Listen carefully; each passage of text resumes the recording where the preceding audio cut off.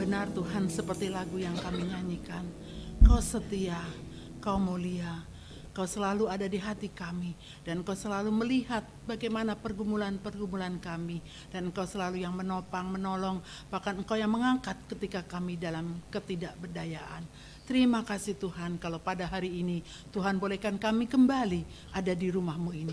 Kami rindu Tuhan untuk mendengarkan sabda-Mu. Saat ini hamba-Mu yang penuh dengan kelemahan akan membawakan firman Tuhan. Tuhan tutup bungkus dengan kuasa darah Tuhan, sehingga firman yang keluar bukan berasal daripada kehebatan, kepintaran, tetapi berasal dari kuasa daripada Tuhan. Berbicaralah Tuhan, kami siap untuk mendengarkannya. Di dalam nama-Mu kami berdoa. Amin. Shalom, selamat pagi, silakan duduk Bapak Ibu jemaat sekalian.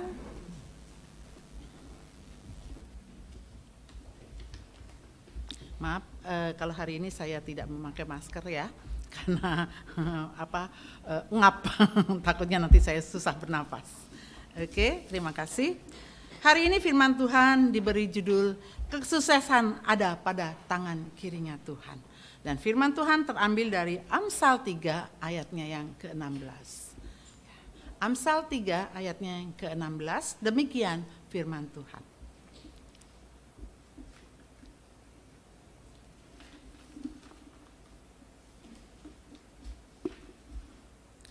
Umur panjang ada di tangan kanannya, di tangan kirinya kekayaan dan kehormatan. Sekali lagi saya akan membacakan.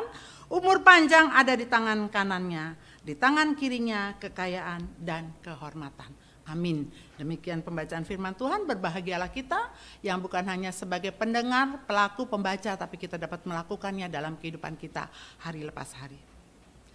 Bapak Ibu jemaat sekalian yang terkasih, ada satu kata kunci, sukses. Sukses itu merupakan impian setiap orang. Nggak ada orang yang tidak ingin sukses ya, siapapun dia. Mungkin anak kecil dari bayi pun dia juga ingin bercita-cita menjadi orang sukses ya. Orang tuanya pasti mendoakan kelak anaknya akan hidup sukses. Setiap orang tua pasti bercita-cita dan pasti mendoakan anaknya hidup sukses. Mau anaknya itu laki-laki, mau anaknya itu perempuan ya. Dia selalu mendoakan. Sukses dalam hal apa? Mungkin saja sukses dalam hal pendidikan, bisa juga sukses dalam hal pekerjaan kalau anaknya sudah bekerja, bisa juga sukses dalam pelayanan. Misalnya di gereja kita ini, anak-anak kita yang terlibat dalam pelayanan, kita ingin anak kita sukses dalam pelayanan. Enggak jarang juga para istri mendoakan suaminya agar karir suaminya di kantor sukses. Betul atau betul? Pasti betul ya. Ya, semua orang ingin sukses, ingin keluarganya hidup sukses. Nah, sukses itu Bapak Ibu jemaat sekalian tidak datang dengan ujuk-ujuk. Sukses itu tidak datang dengan tiba-tiba. Sukses itu datang dengan penuh pergumulan. Sukses itu tidak percuma diambil, tapi penuh dengan perjuangan, penuh dengan pergumulan. Bahkan kesuksesan itu harus ada di dalam setiap diri orang. Dengan adanya kesuksesan kita harus rajin. Ya, rajin dalam hal apa? Rajin untuk melakukan yang terbaik untuk Tuhan. Sorry. Oke. Nah, kesuksesan itu tidak datang dengan sendirinya. Kesuksesan itu perlu dicari. Perlu diupayakan, perlu digumulkan. Itulah bagian kehidupan kita sebagai manusia yang ingin sukses. Tetapi ada bagiannya Tuhan, ya. Bagian manusia ingin sukses, tetapi rencana dan rancangan Tuhan yang menentukan kehidupan kita semua. Hari ini kita akan belajar bagaimana cerita tentang Amsal, ya. Dikisahkan di sini ya, Amsal mengatakan bahwa umur panjang ada di tangan kanannya. Kita punya umur ada di tangan kanan Tuhan ya. Dan hari ini kita mau berbicara tentang tangan kirinya Tuhan yang mengatakan bahwa tangan kirinya adalah kekayaan dan kehormatan. Secara kiasan Bapak Ibu, bahwa tangan kiri secara kiasan tuh ya, kekayaan itu ada di tangan kiri Tuhan, tetapi sebetulnya tangan kiri kita tahu sebetulnya tangan kiri itu tangan yang tidak baik ya. Kita mengenal tangan kiri itu tidak baik. Kenapa? Karena tangan kiri itu biasanya menampakkan bahwa tangan itu adalah tangan yang lemah. ya. Tangan yang lemah. Kenapa dikatakan tangan yang lemah? Kebetulan juga saya membaca di sebuah Google ya. Di situ dikatakan bahwa dalam seluruh tubuh kita ini ya ada kanan dan kiri ya. Tubuh kita ini kanan dan kiri. Dan di situ dikatakan bahwa yang kiri itu lebih lemah dari yang kanan. Yang kiri lebih lemah, lebih tidak berguna ya, lebih bekerjanya tidak lebih tinggi daripada yang kanan, sehingga tangan yang kanan ini yang menopang tangan yang kiri. Itu dalam tubuh manusia ya. Kemudian tangan kiri juga adalah tangan yang jarang dipakai. Misalnya kalau kita buka pintu rumah aja, kebanyakan pasti kita pakai tangan kanan dong ya. Kunci rumah gitu kita buka pakai tangan kanan. Kita mengambil barang juga pasti tangan kanan. Apalagi barang yang kita taruh di atas, kebetulan kita mau pakai ya biasanya koper gitu ya. Kalau kita mau ngambil pasti tangan kanan, kemudian tangan kirinya yang menopang. Ya kan ya gitu ya. Nggak ada tangan kiri terus tangan kanannya. Jarang sekali orangnya seperti itu kecuali orang kidal gitu ya. Nah biasanya diambil dengan tangan kanan kemudian tangan kirinya yang memegang. Makanya tangan kiri dikatakan tangan yang jarang dipakai. Kemudian tangan kiri juga adalah tangan yang kurang terhormat. Artinya begini, ada beberapa hal tangan kiri, ada beberapa hal yang harus dilakukan dengan tangan kiri ya. Nah kebetulan saya di sekolah ini setelah pandemi ya. Sebelum pandemi itu anak-anak biasanya kalau datang ke sekolah bersalaman dengan guru gitu ya. Selamat pagi Bu, gitu. Selamat pagi Pak, biasanya begitu. Tapi ketika pandemi ini kita tidak lagi melakukan hal bersalaman ya. Tapi yang kita lakukan adalah memberi hormat dengan tangan kanan ditaruh di dada kiri, kemudian selamat pagi Bu, seperti itu ya. Dan anak-anak itu melakukan hal itu pasti dengan tangan kanan gitu ya. Tetapi ada beberapa anak yang melakukannya dengan tangan kiri. Biasanya anak kelas kecil ya. Dia pakai tangan kiri, pagi Bu gitu ya. Dan kita biasanya guru-guru yang anak-anak memberi hormat seperti itu, kita akan mengatakan ayo perbaiki tangannya gitu ya. Ayo perbaiki, jangan tangan kiri, tangan kanan gitu ya. Ya itulah guru ya juga mengatakan bahwa tangan kiri itu tangan yang nggak ada artinya gitu ya. Ayo gunakan tangan kanan. Nanti anaknya akan bingung. Dia pikir dulu kanan mana kiri mana baru dia begini gitu ya. Namanya juga anak-anak ya. Dan kita ingin membetulkan kepada mereka seperti itu. Kenapa? Karena kita menganggap bahwa tangan kiri kita itu adalah tangan yang kurang terhormat gitu ya. Dan anak-anak diajarkan seperti itu. Kemudian juga tangan kiri itu adalah tangan yang kurang produktif. Kenapa kurang produktif? Ya karena nggak digunakan, jarang sekali digunakan, ya jarang sekali dipakai menjadi hal yang utama. Ya, ada seorang seorang pengangkat angkat barbel ya, pengangkat barber ya, seorang olahraga pengangkat barber. Dia akan mengandalkan tangan kanan dia. Dia akan mengandalkan tangan kanan dia, kemudian tangan kirinya yang akan dia lakukan. Coba kalau Bapak Ibu lihat ya, orang-orang yang lagi olahraga itu ya, pasti yang dia maju tuh tangan kanannya dulu, ya setelah digosok-gosok ambil biasanya tepung ya, buat dia tangan kanan baru tangan kiri. Jarang yang pakai tangan kiri dengan tangan kanan. Karena apa? Karena tangan kiri ini memberi kekuatan pada dia. Jadi ketika dia mengangkat pun dia akan mengutamakan tangan kanannya dulu, baru setelah itu dia akan bisa menaikkan barbel itu setinggi mungkin, sekuat mungkin. Itu dia, tangan kanan yang berguna daripada tangan kiri. Tetapi tidak demikian Bapak Ibu jemaat sekalian, tangan kiri Tuhan berbeda dengan tangan kiri manusia. Kalau tangan kiri manusia kita anggap adalah tangan yang lemah, tangan yang tidak produktif, tangan yang dianggap tidak terhormat, tangan yang dianggap jarang dipakai.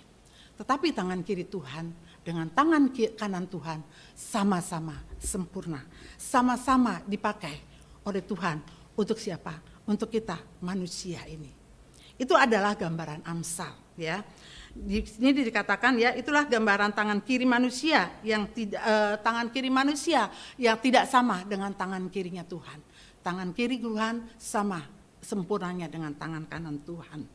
Amat sangat sepele Bapak Ibu jemaat sekalian ya, kalau kita ingin sukses ya, tetapi itu diburu oleh manusia, dikejar-kejar oleh manusia. Ternyata ada tangan kiri Tuhan yang akan memakai kita supaya kita ini bisa hidup sukses dengan tangan kirinya Tuhan. Seperti tadi Amsal 3 ayat 16 mengatakan. Untuk itu dalam meraih satu kesuksesan, jangan hanya kita mengandalkan diri kita sendiri saja. tapi kita juga perlu mengandalkan Tuhan dalam setiap kehidupan kita. Semua orang pasti ingin sukses, iya kan? Siapa yang di sini, sudahlah, saya sudah sekolah, saya jadi ibu rumah tangga yang baik-baik aja lah, nanti nggak usah. Nanti ya udahlah, saya kalau saya dapat nikah ya nikah, kalau enggak ya enggak, atau yang laki-laki ya sudahlah. Nanti saya hidup begini aja, pasti Tuhan pelihara kok, pasti Tuhan jaga kok. Wah, langsung ambil ayat. Burung pipit aja dipelihara, bunga bakung di lembah dipelihara. Wah, rohani sekali. Tetapi sebetulnya hanya tidak mengandalkan kehidupannya. Dia percaya, udahlah nanti aja, sukses itu bisa dicari, siapapun bisa sukses. Nanti siapa tahu saya tiba-tiba dapat rezeki dari Tuhan, blek, saya langsung sukses. Kalau Anda berpikir seperti itu, Anda belum menjadi manusia yang sempurna, ya. Untuk itu kita perlu belajar, ya. Untuk meraih kesuksesan, jangan hanya kita mengandalkan diri sendiri, tapi kita juga harus mengandalkan Tuhan. Semua orang pasti ingin sukses, tetapi ada satu hal yang harus kita mengerti dan kita harus memahaminya dengan baik. Manusia merencanakan, tetapi Tuhan yang memutuskan kepada siapa Ia akan memberikan kesuksesan itu. Kita bersyukur kita boleh menjadi anak-anak Tuhan, pasti Tuhan akan pelihara kita, ya. Untuk meraih kesuksesan Bapak Ibu jemaat sekalian, kita perlu mengandalkan Tuhan. Artinya apa? Kita harus percaya, mempercayakan hidup kita ini sedemikian, ya, dengan janji-janji Tuhan. Tuhan berjanji kepada kita sebagai anak-anaknya, dan janji itu tidak akan Tuhan tidak tepati. Janji itu Tuhan pasti tepati. Orang yang percaya dan kepercayaannya itu ada dalam pimpinan tangan Tuhan. Jadi andalkanlah Tuhan dalam hidup kita. Kemudian kita juga harus berserah dalam pimpinannya. Artinya turut dalam mengikuti apa rencana Tuhan, apa kehendak Tuhan yang Tuhan akan berikan di dalam hidup kita. Percaya dan menyadarkan diri sendiri bahwa hidup itu adalah rencana dari Tuhan. Kemudian Bapak Ibu, kita juga jangan mudah untuk menyerah jika pada saat suatu nanti kita merasakan putus asa karena kita masih gagal, ya. Jika Anda mengalami kegagalan, jangan buru-buru menyesal. Jangan buru-buru tidak mengatakan tidak berdaya. Jangan mengatakan udahlah saya lemah, saya nggak mampu lagi. Tapi ulangilah lagi. Dengan usaha apa yang Anda lakukan, dengan pekerjaan apa yang Anda lakukan, dengan didikan apa yang Anda terima, ya. Jangan mengalah. Kegagalan itu adalah pintu untuk menuju kesuksesan. Ada pepatah yang mengatakan, ya, kegagalan adalah kemenangan yang tertunda. Kemudian kita juga jangan cepat berbangga diri kalau kita sudah meraih kesuksesan, ya. Karena kesuksesan itu datang bukan dari diri Anda, ingat. Kesuksesan itu datangnya dari Tuhan. Jangan sombong istilahnya, ya. Jangan sombong, jangan lupa diri, terus ingat aja tangan Tuhan yang membuat kita ini bisa menjadi sukses sampai sekarang ini. Amsal 16 ayat 9 mengatakan, hati manusia memikir-mikirkan jalannya, tetapi Tuhanlah yang menentukan arah langkahnya. Jadi saudara, jika ada yang menjadi bagian manusia, ada juga yang menjadi bagiannya Tuhan. Kita cukup melakukan pekerjaan yang bagiannya kita. Apa yang harus kita lakukan itu bagian kita, ya. Misalnya kita berdoa, kita melakukan hal apa yang harus kita lakukan, ya. Jangan ujuk-ujuk kita bilang, Tuhan pokoknya saya nggak mau tahu, saya udah berdoa, saya udah melakukan pekerjaan ini dan saya minta hasil yang baik karena saya anak Tuhan. Orang memandang saya ini anak Tuhan. Jadi tunjukkan kuasamu Tuhan kepada diri saya. Nah, kita nggak bisa seperti itu, ya. Tetapi kita, bagian kita adalah berdoa, bagian kita adalah melakukan pekerjaan itu, bagian kita adalah melakukan kehendak itu, ya, kita lakukan. Nanti Tuhan sendiri yang ada bagiannya, Tuhan sendiri yang menentukannya. Bagian manusia beda dengan bagiannya Tuhan. Jadi kita ini seperti, ibaratnya kita ini seperti prajurit, Bapak Ibu jemaat sekalian, ya. Prajurit itu kalau mau berperang pasti dia mempersiapkan diri dengan baik, iya kan, ya. dia mempersiapkan diri dengan baik. Misalnya dengan badannya aja, dia nggak mau badannya yang leto, yang lemah, yang sakit-sakitan. Pasti dia rajin berolahraga, ya, dengan waktu yang ada, ya, dia rajin berolahraga. Dia juga mempersiapkan alat-alat perang dia, mungkin senjatanya, mungkin goloknya, mungkin apa, ya, dia persiapkan dengan baik. Dia nggak mau senjatanya yang tumpul, pasti dia diasah lagi, dibikin sesempurna mungkin supaya dia dapat berperang dan menang dalam peperangan itu. Dan yang penting dia pasti akan mencari kendaraan yang terbaik. Biasanya prajurit, ya, dan dia akan mengambil kuda, ya, sebagai kendaraan dia, ya, kuda itu dia akan pelihara, ya. Dia nggak mau kuda yang lemah, dia nggak mau kuda yang nggak kuat lari, dia pasti cari kuda yang terbaik, ya, supaya ketika dia berperang dia dapat memenangkan peperangan itu. Jadi dia terus menjalankan bagiannya dia. Tetapi apakah seorang prajurit waktu berperang dia akan menang setelah dia melakukan hal itu? Belum tentu, ya. Belum tentu dia menang. Dia pasti ada juga mengalami kekalahan. Apakah dia kecewa? Karena aku udah berusaha loh, aku sudah melakukan semua sesuai dengan caranya aku. Tetapi Tuhan tidak memberikan itu semua. Nah, itu artinya di sini ada kehendak manusia, ada juga kehendak Tuhan. Ada bagian manusia, ada bagiannya Tuhan. Ya, saudara, di sini ada dimensi bagaimana kehendak Tuhan itu ada di dalam kehidupan manusia, ya. Jadi kehendaknya Tuhan ada di dalam kehidupan manusia. Tidak selalu persiapan manusia itu akan berjumpa dengan kehendak Tuhan. Jadi seperti prajurit tadi, ya, dia sudah melakukan bagiannya dia mempersiapkan diri dengan baik, tetapi dia tidak berhasil ketika dia berperang. Kenapa?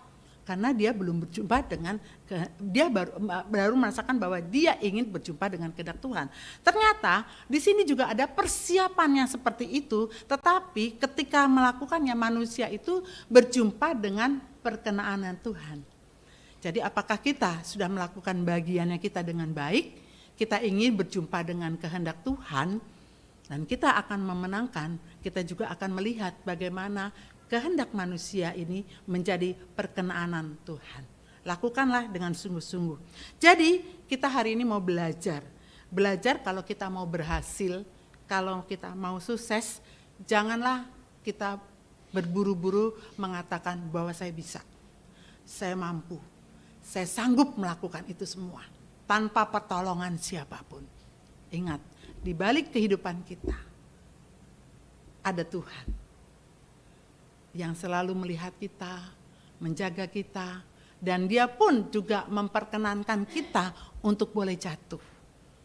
Jatuh bukan berarti Tuhan tidak ada di samping kita, tapi jatuh itu menjadi satu kegagalan yang akan menjadikan satu kemenangan bagi kita, bahwa kita akan sukses.